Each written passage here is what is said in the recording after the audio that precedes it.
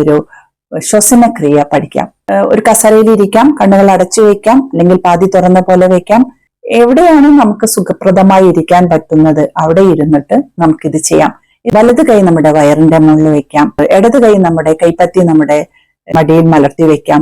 കണ്ണുകൾ അടച്ചു വെച്ചിട്ട് മൂക്കിലൂടെ ശ്വാസം എടുക്കാം. ശ്വാസം എടുക്കുമ്പോൾ 4 എന്ന് എണ്ണിട്ട് 4 എന്ന് കൗണ്ട് ചെയ്തിട്ട് എടുക്കാം. അപ്പം 1 2 3 4 ശ്വാസം എടുക്കാം. അത് കഴിഞ്ഞിട്ട് 6 എന്ന് എണ്ണിയിട്ട് ശ്വാസം പുറത്തേക്ക് വിടുക.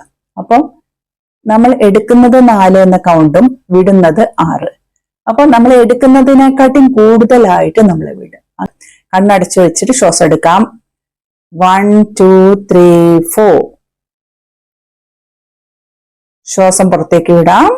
1 2 3 4 5 6 6 എണ്ണി പുറത്തേക്ക് വിട്ടു.